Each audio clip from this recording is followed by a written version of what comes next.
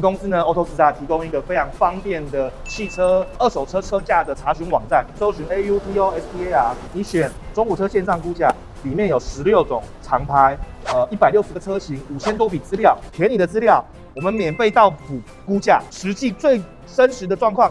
还是要看你的车况真真简简，为你的现况给一个精准的收购价格，马上汇款，马上现金，而且车子买回来是直接过户，给你一个透明、安心的中古车收购服务。大家好，我们是捷运汽车，我们今天来到新庄，要估一台3年前卖出去的740，2009年的740。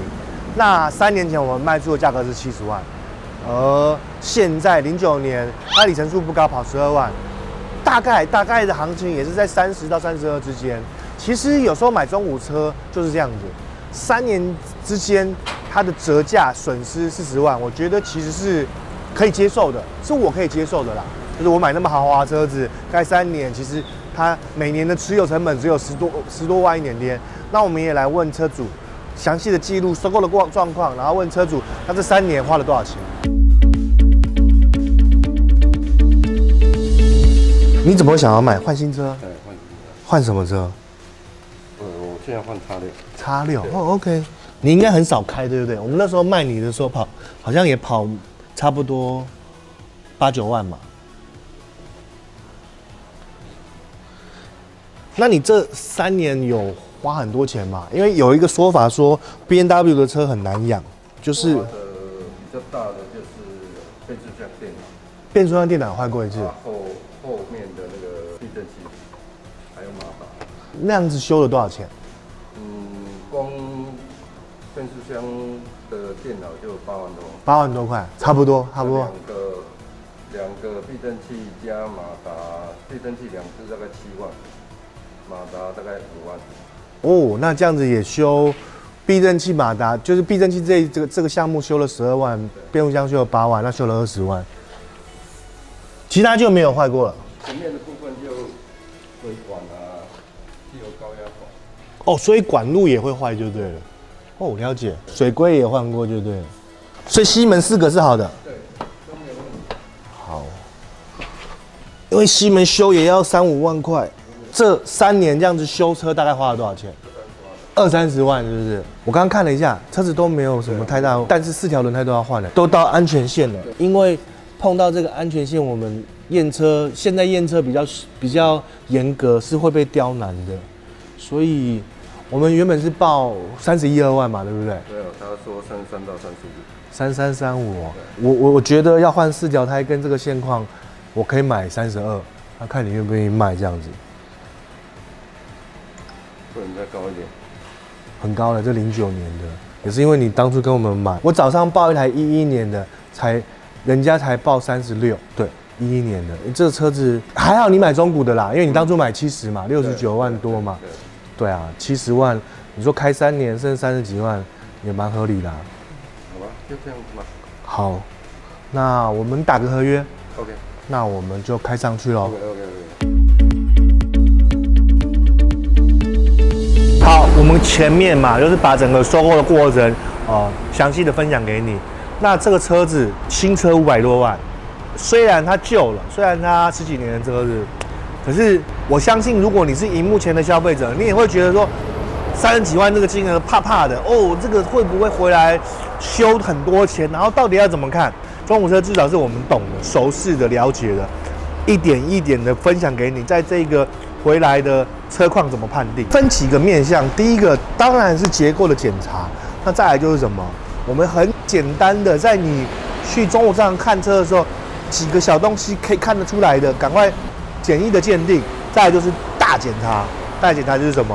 我们检测电脑插进去看，它有没有故障码，还有故障码表现的是什么东西。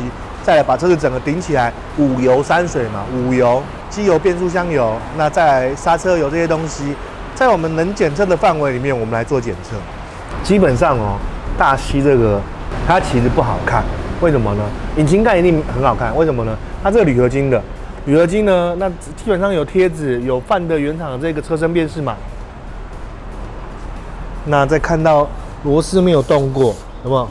这螺纹是 OK 的，动过就会掉漆嘛，它都没有。所以呢，再加上右手边你看 BMW 车，它一定贴在那个地方，不管现在新的还是旧的，都贴在那个地方。好，就是它会贴这个引擎盖没有问题。台湾进来的原厂贴纸也都有，可是呢，它哪里不好看，它都盖起来了。也就是我们怎么做呢？我们会这样子，把它掀开来去看这个螺丝，掀开来，就是因为它包住了，所以不好用。那今天刚好师傅在，我们就把它打开来好了。来，帮我把这个隔板拿下来。你只要看哦，它越多这种贴纸，有没有？就代表越没有问题。这是一个很简单的看车法。好，当我们打开来，我们就可以看到，有没有这一侧原本板件的颜色就是这种浅灰色。它如果有烤过的话，那就很不正常喽。包含这个有没有？我们把这个灰尘擦掉以后。这种板件就是很原装的板件，那我们正常是看有没有，俗称就渐层色，其实就是外面的颜色一定是烤漆面嘛，对不对？但我们里面的颜色哦，要一致性的，因为里面它在机械手臂喷涂的时候是一起喷的，什么样的年份就要什么样的状态。2009年代表它已经是14年车，它就要旧旧的，就不可以是新的。所以这样子，如果你买10年左右的中古车，你只要看它的任何板件在里面是烤得亮亮的哦，那个地方就要特别去注意，那特别有问题。看完这个右手边就看前面嘛，前面是什么？车子如果撞击，它就会从水箱支架开始撞，你就要去判断这一个水箱支架是不是原厂的。你想嘛，如果我们从前面撞会怎么样？从前面撞，第一个就要换掉这个保险杆。所以这个螺丝就会动过，对不对？那如果我们再往里面撞，它这个大漆的水箱支架，还有这左右还有横梁，但是这个左右横梁有可能保养的时候会拆下来过，所以呢，我们大部分是看前面，有没有？你看这3个螺丝是不是都很新、很完整，都没有转动过？包含这前面的板件更换或者是修车，如果看我们马自达那一片。会有2个可能性，第一个板件的更换就是要螺丝要打开来，它才可以拆卸下来，可拆卸板件跟焊接性板件，所以我们鉴定就看2个东西，看螺丝有没有拆卸，看它的可拆卸板件有没有在被拆卸过，跟它里面有没有任何切割、焊接、重新焊的痕迹。那当然就是从外而内看，为什么？你撞一定从最前面开始撞嘛，或者是从叶子板旁边开始撞嘛。所以外面如果都没有事，基本上95%它里面就不会有事，除非它撞得很特别，比如说从下面撞安全岛，或者是翻车，不然的话，基本上你外部的板件没有撞到，里面就没有问题。所以这些内容比如说这个我们看拆掉的这边，我们就会看前面这边，因为这个已经有岁月的痕迹，但它其实可以浅浅的看到有没有这个机械手背的焊点都在。我们如果把它洗干净，它会跳出来更明显。然后这一个主梁也都没有问题，前面水箱支架也没有问题，引擎盖也没有问题，叶子板都没有问题。所以从上面看起来这个 pass。那如果你要再准确一点，你就顶起来，把车子顶起来，看得更仔细。我们等一下再把它顶起来。这种车子基本上不太能板，为什么呢？因为它的每一个板件都是铝合金件，铝合金件台湾的板的技术基本上很困难。那再来就是呢，这种那么贵的车子，原厂也不会让你板，他就会跟你讲撞到就是换，撞到就是换。所以比较简易的方法就是看它的可动的这个螺丝，有没有？螺丝都是原厂的，不要掉漆。那还有一个方法看，我们为什么要把窗户降下来，你知道吗？就是因为呢，这个门皮对不对？外面烤得漂漂亮亮，很合理，对不对？但里面不能烤漆，里面呢，你一定要是原本的，刚刚前面看的那个浅灰色的颜色。所以看的方法就是拿工具把玻璃拨开，拿手电筒照进去，这是看的方法。这会比看门的螺丝还要准确。你说最准确，当然就是你把门板卸下来嘛。因为我们有时候看那个鉴定师他看不出所以然，他就偷偷去拆一些板子。因为为什么？你盖住的地方越少，你判定的方式会越准确。那门都是一样的，我们左前螺丝没动过嘛，左后好也没有问题。有没有这个螺丝跟锁在门侧的这里面的螺丝，这个螺丝，因为它这个内六角的都没有转动的痕迹。然后你再看这个门边的封装，有没有？那这个铝合金的就没有门边的这个封装胶，但如果是普通的钢材的板件，它就有封装胶。再来就后面，其实呢，侧面呢可以不用这么仔细，正常撞就是背后面撞跟前面自己撞，前后比较重要。怎么看呢？基本上在有可以的状态下，就是把这个胶打开来，然后把这个板子卸下来。为什么呢？国产车就不会有这种内封板，那你看就一眼就看得出来了，有烤漆没烤漆。盖起来，你要从缝看，真的很困难。然后再来就是这一个后尾箱1000年的3个板件，两侧的叶子板。我们把这个拆下来的好处是什么？第一个，这好拆；第二个，你右边的叶子板要跟这个联动，要跟这个连接，所以它有这个 support 的焊点在这边。焊点呢，越藏起来的地方，越不会有人去施工，有没有？所以呢，像这样子。一个圆弧，一个圆弧，就是原厂打的机械手臂焊点。它为了要把这个钢材封装在一起，好不好？这个都是原厂打的，一个一个。那再来，我们等一下也把这个打开来，会更看得出东西来。建议大家啊，你买有点钱的，比如20万、30万以上，这样子有撞没撞，价钱会有影响车子，至少请对方出个检验报告。好，我们卸下来有没有？就跟我们一般看到的国产车，它没有这个隔板长这样子。第一个，你看是不是要浅灰，甚至更浅，有没有？更浅这个颜色。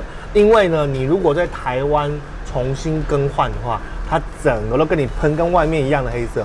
生产线的上的板件呢，它一定都会有这种露出原板件色，包含你看这个螺丝都没有跟动过，有没有？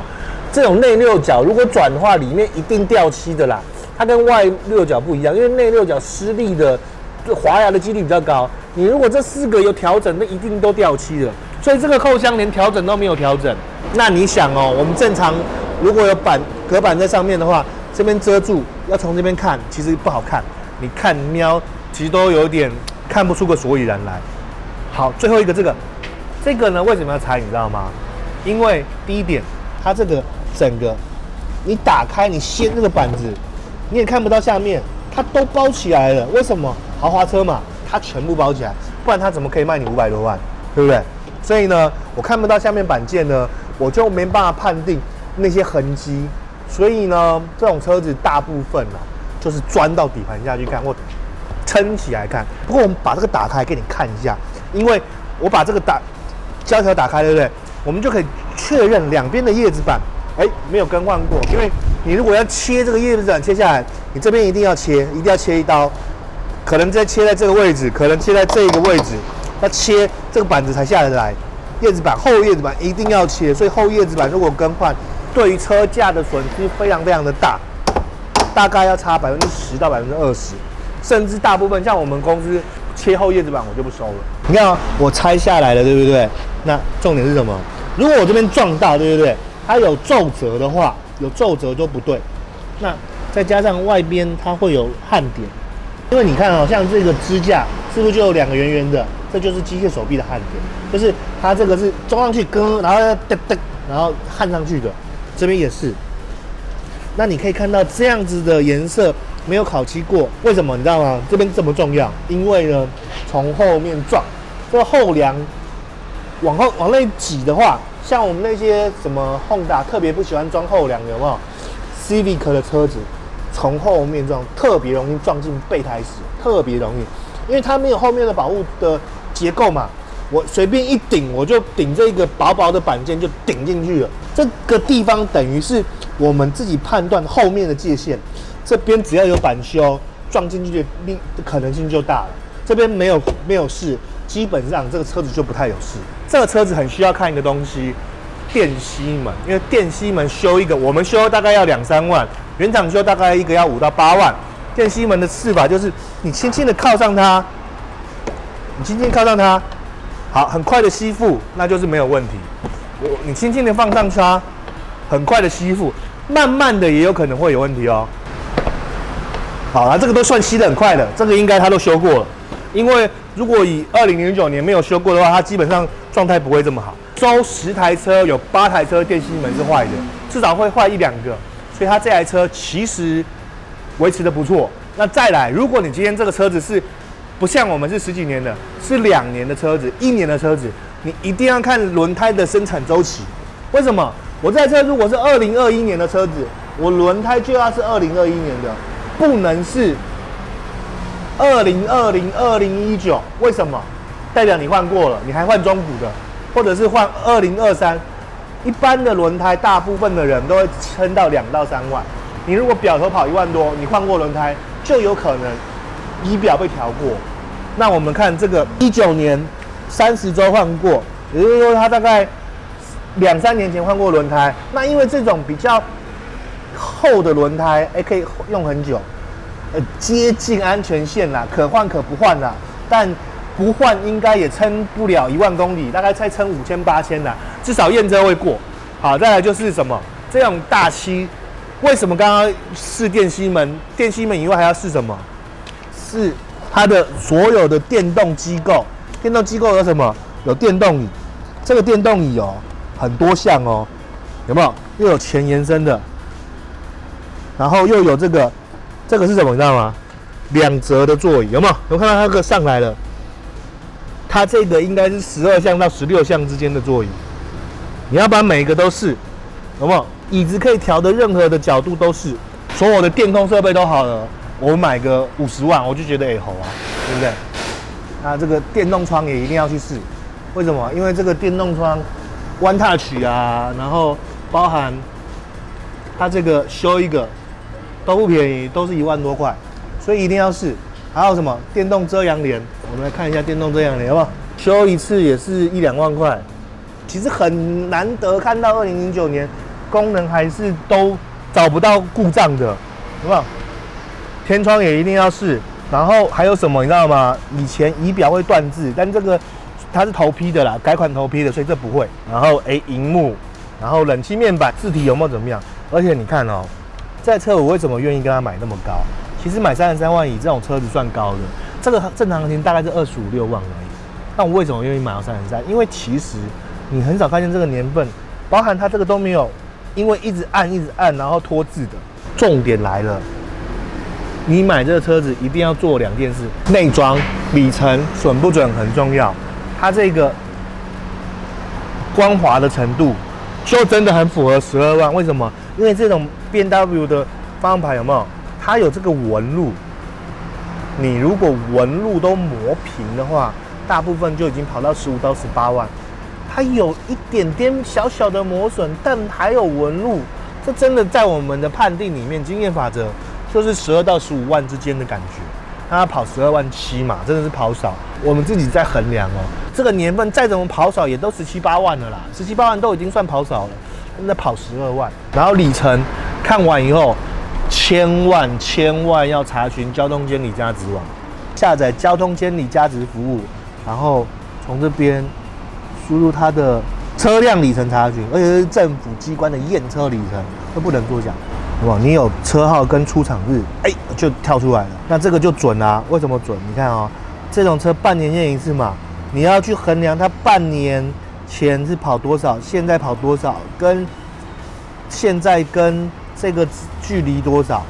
比如说它每半年是跑4000嘛，回推每一次就是4000嘛，对不对？它符合它的用车习惯嘛。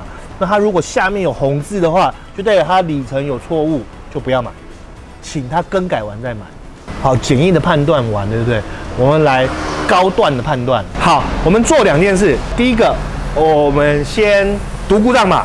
这个车子目前没有读过故障码，就是也是最原况的。这它还有写车身码、公里数、车型 F02 7系列。如果这边读到公里数跟这边的公里数不一样的话，那就是被调过表。OK， 了。这还有全景哦，不然为什么有全景摄影相机？全景它的标准配置，前面的保险杆左右2侧还有镜头，它那个镜头应该是坏掉，没还是因为我没有盖引擎盖，我把它盖起来有用吗？没有用。镜头坏掉是不是？对啊，应该是镜头老化了。镜头在这里。对，镜头左右各一个。哦，因为它这个车头过长了没有？有时候出巷子口，你可以看到左右侧的来车。哇哦，这个修要多少钱？这个镜头要查一下，大概就要。大概不便宜，也要5、6千块吧。5、6千块啊，可以啦，5、6这么贵的车子，那我们来公布坏了什么？哦，目前就一个镜头。镜头 ，OK， 我们刚刚看镜头嘛。再来就是座椅，座椅哦，这个要校准，它有时候记忆不在。哦，但是我们先看一下。记忆 OK。对，应该是还在。哦，有，它会动。记忆还在。记忆还在，所以消得掉。对，先消得掉。OK。对啊。哇，那然后再来就是最重要性的是引擎部分。引擎的部分是没有故障，变速箱也没有嘛，对不对？对，这边都是。其实说真的，刚刚我们在买这台车的时候，客户有说，这个车子的变速箱的那个电脑还蛮容易坏的。我们大概收10台会坏2台，还好它已经换了，就是它大概我看这个车大概4、5年就会坏一次，它修一次大概要7万块左右。它已经坏了，就代表你这几年就是比较安全的。坏了会亮灯，对不对？坏了会亮灯，会亮灯嘛。所以你要知道你有没有坏，你就是去查这个。没有故障。那边蛮漂亮。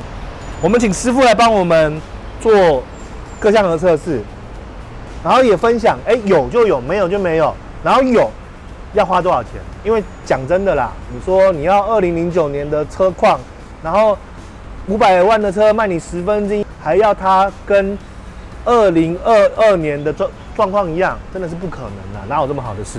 我们能保证就是，大项目，帮你检查过没有问题，大项目给你保护，车子结构没有问题，而且其实它的这个状态已经很难能可贵。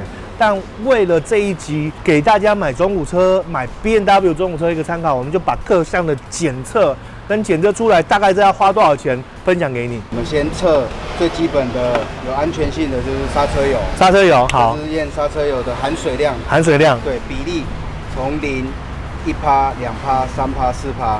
如果到达4%，基本上就是含水量过高，是势必一定要换的。那如果1到2%，这边是属于 OK， 还可以用。对我而言，看这个干嘛？你说刹车油有什么重要？我告诉你啦，当一个人连安全性的刹车油都不常换了，你也不要跟我讲说他常保养啊。所以这是我看的一个指标。他如果很脏，刹车油很脏，那代表他这个车基本上都没有怎么在保养。他这个维修什么都要拆隔板哦。我看这样子就知道换没多久啊。所以我们还是量测会。当然。我跟你讲，口说无凭啦，就是用测试的。这个盖子不用拿起来，不用，直接碰得到。对，碰得到。好，它碰下去就会变的嘛，对不对？完了，打自己嘴巴没换。对，含水度蛮高的。所以还是要量测啊，目测是看不出来。OK。4%其实就是算蛮糟糕的，对，含水度蛮高的。讲真的。这种引擎 N 系列引擎，它最容易通病是什么？就是漏油。从哪边漏？从鸟盖开始，鸟盖。那这个打得开吗？这个打得开。那你帮我打开好不好？我们来看一下好不好？所以它气门最容易漏油。对，气门盖这边因为是有垫片啦，然后加上涡轮，它本身温度也高温嘛，对不对？这可能也就是10几万的时候就开始会慢慢渗。那这个跑10几万，这样子算正常的吗？对，正常。其实正常，这个还算小那没有漏很大，微微的漏都还算合理的范围。那你教我们看，怎么样算微微的漏？然后漏很大会长什么样子？好，我们大部分都会从接缝嘛，对接缝开始看。OK。如果说有点渗的话，基本上这边是靠近涡轮的地方比较最容易，对，高温，对不对？对。那因为镜头有时候会看不到，我们必须要拿灯照一下。对，这微微的还好，对，有渗，然后再就是油芯座这里，机油新做嘛，机油新做也会漏油嘛，对不对？再来就是从这边下面这边看，哦，OK，就是微微的，倒还好。那这都是通病。这边呢，这一侧会不会漏？这边比较不会，一般都是因为刚好引擎是斜的，斜的哦，一定会往这边流，就是这一侧最容易漏。对，看得到哦，所以这个车子漏油通病就是机油芯座在这一边这一条线，机油芯座跟这个引擎的结合点这一条，那么下面有一点点看起来快要有，就是有一点点颜色，有没有？那就是它有一点点油气跑出来，对不对？油气。对，这都油气。对啊，这个有没有？这边，所以你要看这边这个下面，这还好啦，这真的还好。嗯。那你要带我们去看有问题的车，就是后面这边插。太好了，太好了！这台我知道，78万那台，看得很堵然，赔很多钱那台。哦，这个已经拆开来，像这个就已经漏很大了。哦，为什么这边是不是？整个都是哦，漏下去了。哦 ，OK。对啊，嗯。那如果换的话，就是要拆这么多东西来。整个上半部，对不对？对，对啊。哦，你这个也是要换上半部，对不对？对对，上半部，然后前面漏油就开始会从这边。下面这些都有灰的，对不对？油加灰尘嘛，对不对？对。所以脏脏的哦 ，OK。哦，了解。就是这个油芯座。它油芯座有漏油吗？油芯座也有。它基本上就是要整个连气管一起拆下来才拆得到。哦，所以这个也是要换这个东西。对。这样子换大概要多少钱？3万多。好，3万多。好，就整个弄到好要3万多，因为引擎很多东西都要下来嘛。对。其实零件很便宜，对不对？对。是工贵嘛。工啊。N 系列的上半部有可能漏油以外，这个车子引擎、变速箱还有什么要注意的？水这一定要注意，有时候水箱啊、水管啊这种接头。久了，时间到也很容易老化、脆化，这都势必要换。哦，有这个车主我们在估的时候，他说他水管有爆过一次。对，我看起来都是有换过。有换过，所以这个是真的会遇到的嘛？这上面还有年份，18年。年份18年的哦，18年换过的。那我们来加压好不好？好。加压完，它如果漏水会长什么样子？就会开始压力表，我们这有这个压力表会下降，对不对？对，会下降。检查水箱啊，会先开水箱盖来检查这个水位，它里面会有一个 mass 的部分，表示那个水位是在正常上水位。那我们现在要进行加压，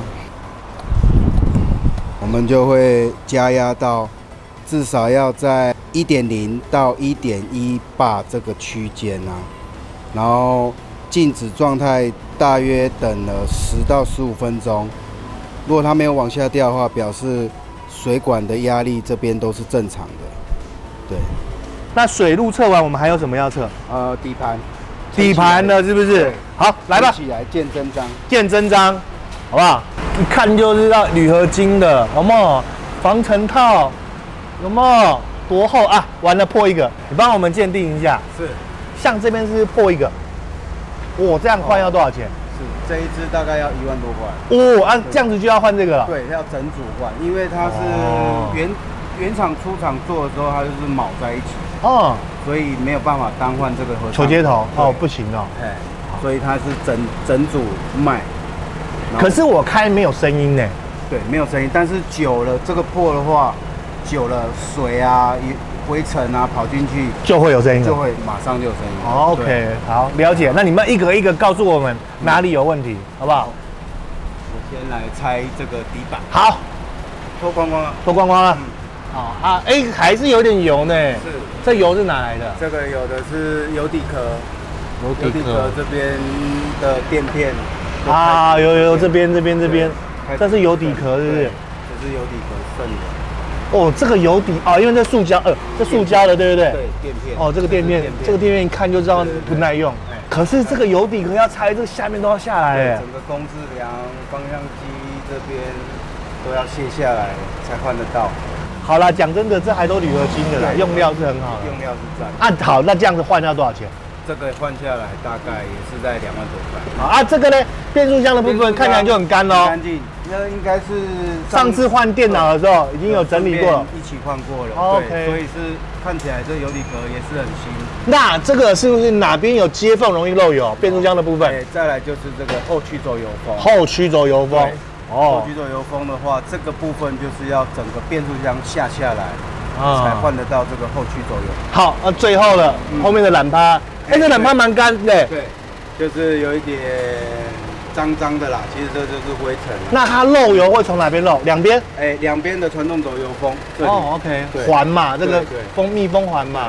但是基本上这个要漏的几率不大，是因为这个转向，这个传动轴是没有带转向，很单纯就是传动而已。对，传递。你看这个，其实这全部都全铝合金件这个用料，难怪可以气压避震。这个气压避震，气压悬吊。可是为什么 BMW 的我觉得没有坏那么多？这个有比较耐用吗？我觉得宾士比较容易坏。对，宾士坏比较多，对不对？对，你也有这个感觉，对不对？我换的次数啦，以比例来讲，比例性对不对？宾士就耐用度没那么好，感觉 B&W 7字头的算比较耐用，真的看出来就是油底壳这个部分，如果比较有要求的人，也可能需要更换要2万多块。整个鉴定车况的简单的巡视的教学的方法，然后跟这台车子 N 系列的引擎，其实7系列对不对？用这个引擎的很多，X5、大7， 5字头有用到吗？535有535也是这个，535也是，就是你只要是35的，它的后面是写35i 的，那基本上都是用这个引擎，所以遇到的通病也都是差不多的，都是一样，引擎特性一样嘛，变速箱也是用一样的嘛，所以遇到状况也都是一样。好，那我们的整个还原。大家买 B&W 车很害怕后面会修到让你受不了，那其实还原下来，我认为啦，只要不要被骗，你说上盖修个3万，油底壳修个2万，会不能接受吗？我们有时候去原厂保养，他随便换个机油都给你灌到2万块，他这么大的工程，我觉得合理啊，我觉得可以接受啊，又不是说每1万2万要换，那大部分都是10万到15万。一个阶段要换这个东西，而你买中古车本来就要预留一个钱，你想嘛，有这么幸运，你买到的中古车，前车主都帮你修得好好的，我觉得有，但真的是100台里面没有个5台啦，所以还是要预留一定的金额，只要不要被骗，只要不要买到里程不准，只要不要买到板件撞到事故，跟你讲没有，或者是贷款给你骗，全额贷，然后买 A、B 车。中古车水真的很深，但是也因为水这么深，其实台湾的中古车的折旧就是跌价是比较大的哦。在我经营这一段中古车的市场里面，真的还是有蛮多人有这种需求，所以我们一再的把这些影片分享给大家，把这些知识教给大家，让你去选一台中古车，你不一定会跟我买，可是因为台湾的中古车上几千家，但是你可能因为看到我这个影片。而去避掉了一些地雷陷阱，买到一台好车，那我们这个影片的用意就达到了。好啦，喜欢我们的影片，记得帮我们订阅跟分享。还有，我最近发现一件事情，原来订阅有2种，还有你订阅完一定要按订阅以后，对不对？开启全部，这样你才可以去收到我们所有影片的资讯。我们在台北市北投区大渡路1段21号扩展了一个占地1200平的旗舰展示中心。我们提供呢汽车的各项维修跟保养，包含荧幕前的观众，你如果自己的车子来维修，基础保养只要3000块。再往这边看，这2格是我们的汽车美容区，从最小的打蜡、清洁、引擎室清洗到镀膜。给客户一个最优惠的价格。捷运汽车也提供新车换购的服务，在右手边上面的车型呢，你只要有2010年以后的旧车来做给我们收购，我们旧车高价的收购以外，新车给你一个比外面更优惠的价格。我们捷运汽车也提供租车的服务，我们搜寻的网络上价格，像马3一般那可能要租到3300、3400，那我们只要收1半的金额，让你来体验。